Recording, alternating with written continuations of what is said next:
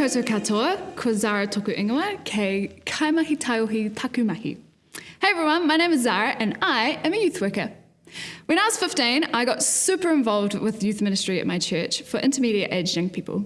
I fell in love with the community that youth leadership fosters and discovered a God-given passion for journeying with young people. I loved it so much, I declared to my parents at the age of 17, I want to be a youth worker for the rest of my life. And they said, don't do that. But I showed them. I discovered that youth work is and can be a beautiful and viable professional career path.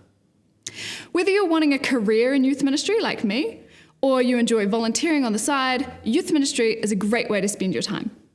In this class, we'll be working through a series of modules chatting about how to be a professional youth worker and why maintaining a sense of professionalism is important in youth ministry.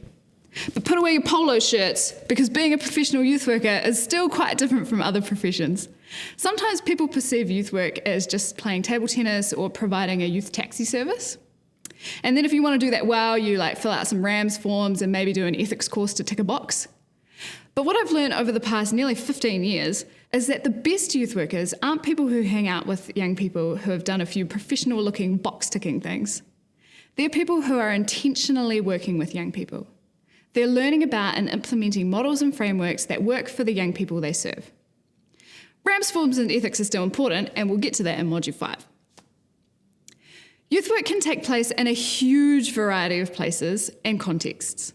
Since I was in high school, I've done youth work as a young person and as a young adult, in the church, in the community, alongside a local youth centre, in health promotion and in education, in mental health and residential care, in schools all over the country, and now I do youth work for youth workers. And that's just me. There is a massive range of places that youth work can take place. Here, we're talking about professional youth work that can fit into any context, and especially how it might fit into your youth ministry context. Throughout this module, I'll be using the terms youth worker, youth leader, youth ministry, and probably some other titles interchangeably. I used to think there was some sort of hierarchy of what each of these things meant, but what I've discovered, and just so you know too, there isn't. You don't have to be qualified to be a youth worker, or being a volunteer doesn't make you a youth leader, or being employed to do youth ministry isn't important. None of that. Just someone who works with young people. So go ahead and proudly write youth worker on your census form or your international arrival card and stand proud in what you do. In Aotearoa, the age bracket youth is defined as young people aged between 12 and 24. I agree, but tend to bend the rules just a smidge. I tend to think that once a young person goes to intermediate, they're often starting to hit adolescence, so around maybe 10 or 11 years old. And at the other end, my husband's 29, so at least 29. But actual research suggests that brain development might keep going until as late as age 32. So it explains a lot, really.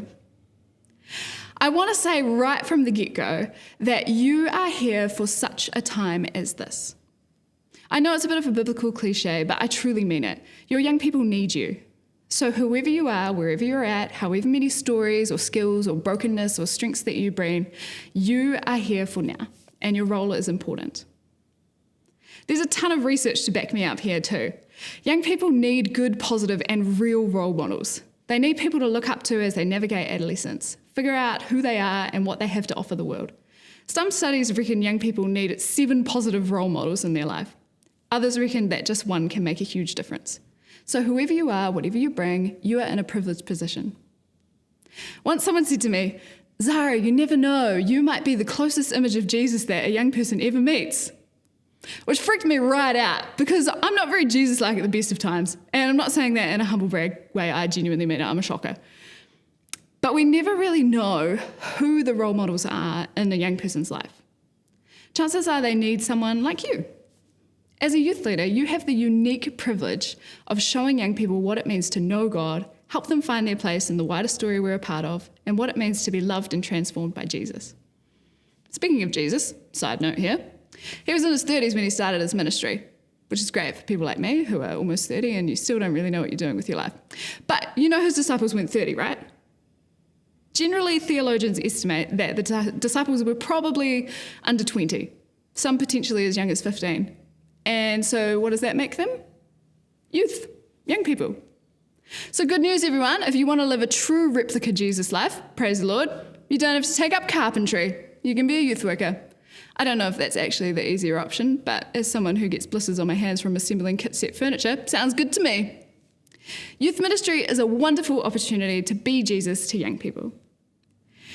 As we progress through this module and work our way through classes, we'll be talking about what's known in youth work in Aotearoa as the core competencies of youth work. These are the core essentials for anyone working with young people in any context.